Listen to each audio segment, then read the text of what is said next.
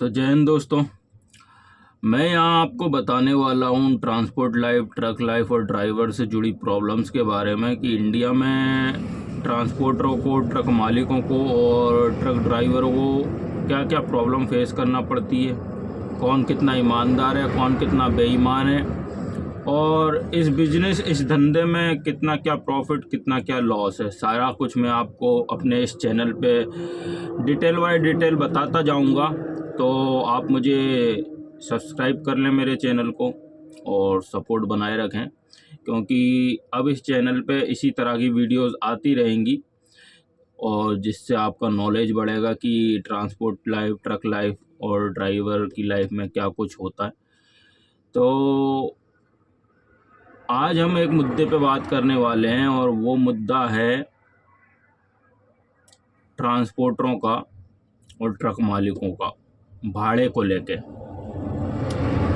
जैसा कि ये जो छोटे मोटे ट्रक मालिक होते हैं ना, जिनके पास 2-4 गाड़ियाँ होती हैं या 10 गाड़ियाँ होती हैं, 15 गाड़ी होती हैं, जो किसी कंपनी से अटैच नहीं होते, जो किसी टेंडर बेस पे नहीं चलते, जो मतलब फिक्स नहीं चलते, जो मार्केट का माल उठाते हैं, उनको कोई भी माल मिल जाए वो माल उठा लेते हैं।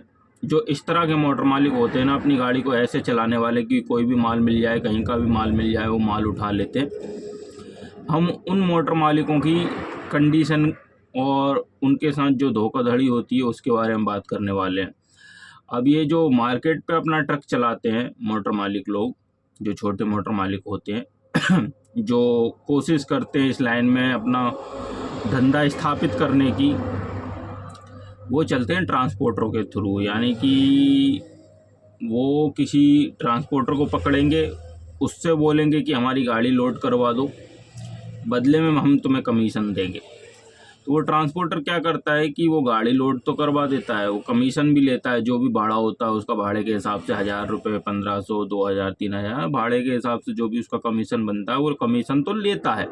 पर यहाँ पे ट्रांसपोर्टर आजकल के मार्केट में इतने चिरकुट चोर टाइप के आ गए हैं ना कि क्या बोलें। अब मैं ट्रांसपोर्टर को चोर इसलिए बोल रहा हूँ क्योंकि आजकल के जो ट्रांसपोर्टर है ना, उनमें वो पुराने ट्रांसपोर्टरों वाली बात नहीं रह गई है। क्योंकि कहीं भाड़ा अटक जाए तो ये फ़ोन उठाना बंद कर देते हैं, कहीं पार्टी वाला ड्राइवर या गाड़ी के साथ कोई बदतमीजी करे तो ये फ़ोन उठाना बंद कर देते हैं। बैलेंस भाड़ा इनको देना नहीं है, मतलब कि एक बैलेंस भाड़ा होता है ना कि भाई आप गाड़ी अनलोड करके आओ, बदले में आपका जो भी हमने 5000, 10,000 रुपये रोका है वो हम आपको पहुँच यानी रिसीविंग मिलने के बाद आपको देंगे। तो आजकल के इतने चिरकुट मोटर मालिक हो गए।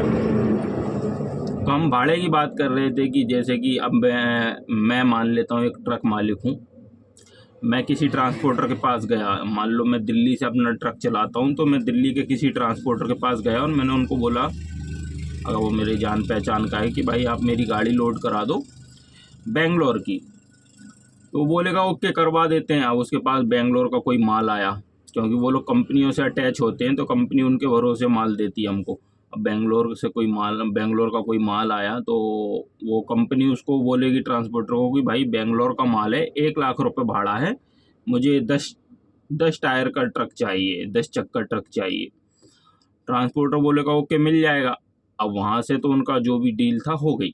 अब ट्रांसपोर्टर यहाँ पे गाड़ी ढूंढना शुरू करेगा, डायरेक्ट मुझे नहीं बोलेगा, वो गाड़ी ढूंढना शुरू करेगा, सॉरी। तो वो पहले जाएगा किसी गाड़ी वाले के पास, बोलेगा भाई बेंगलोर जाओगे, 70,000 रुपये भाड़ा है, कंपनी ने बोला 1 लाख, वो बोलेगा मोटर मालिक को 70,000 रुपये भाड़ा है, आप अपनी गाड़ी भेजोगे। वो मोटर मालिक को लगेगा नहीं बहुत कम है, मना कर देगा।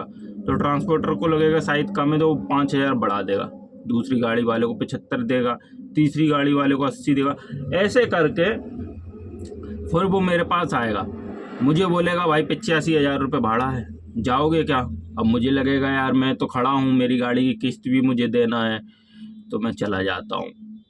तो मैं मजबूरी में, भले वो भाड़ा कम है पर मैं वो लॉस खा के भी चला जाऊँगा, क्योंकि मेरी गाड़ी की किस्त मुझे देना है, EMI देना है, गाड़ी पे जो स्टाफ मैंने रखा है, ड्राइवर कंडक्टर उसकी पेमेंट भी मुझे निकालना है, फिर गाड़ी के पेपर, फिर गाड़ी का मेंटेनेंस, सब कुछ, फिर मेरा खुद का घर, सब कुछ मुझे देखना है उसी गाड़ी से। तो मैं मजबूरी में हाँ बोल दूंगा।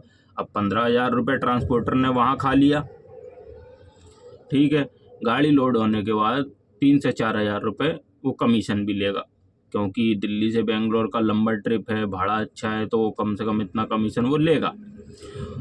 ये कमीशन के बाद भी 85,000 पूरा मेरे हाथ में नहीं आएगा। इस कमीशन के बाद भी वो बैलेंस भाड़ा रोकेगा, इसमें से 5 से 10,000 रुपये बैलेंस भाड़ा बोलते हैं कि भाई हम आपको इतना पैसा रोक के भाड़ा देंगे ताकि आप माल सुरक्षित पहुंचा दो, और माल का जब आप पहुंचा दोगे तो जो रिसीविंग होती है, पेपर छोटी सी कॉपी वो ला के दोगे सबूत के तौर पे, फिर हम बाकी का भाड़ा आपको देंगे। तो अब भाई 15,000 तो वो गए 1 लाख में से जो मेरे हाथ में 85 आना थे उसमें से भी 5,000 वो खा गया, 4-5,000 रुपये कमीशन के तौर पे, तो बचे 80 में से भी 10,000 रुपये उसने बैलेंस भाड़े के नाम पे रोक लिए, ठीक है। अब मेरे हाथ में आए 70,000 रुपये। अब उसी 70,000 में से मुझे ड्राइवर को देना है, गाड़ी अपनी पहुंचवाना है बेंगलोर, खाली करवाना है, और वहाँ से रिटर्न में तो इतना भाड़ा होता नहीं है। अब यहाँ से मान लो कि मुझे 85,000 रुपये भाड़ा मिला है, तो रिटर्न में मुझे 40-45 ही मिलेगा, कम भाड़ा मिलता है। रिटर्न में तो खर्चे में गाड़ी लौटती है, कभी कभी तो ऐसा भाड़ा होता है कि खर्चा भी नहीं निकल पाता, तो वहाँ से गाड़ी आएगी मेरी कम में। अब कम पड़ जाएगा रास्ते में, तो मुझे उसी 70,000 में से 2-4-10,000 रुपये लगा के गाड़ी को वापस बुलाना पड़ेगा। तो मेरे हाथ में क्या आया, मुश्किल से मुश्किल 20 से 25,000 रुपये बचेंगे, वो भी बहुत मुश्किल से।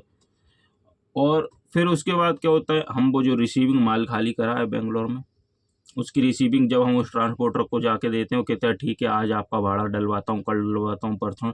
ऐसे करते करते करते हम फ़ोन लगा लगा के थक जाते हैं। हमारी गाड़ी भी 3-4 ट्रिप मार चुकी होती है, पर वो भाड़ा नहीं मिलता। कई बार डूब जाता है, कई बार मिल भी जाता है।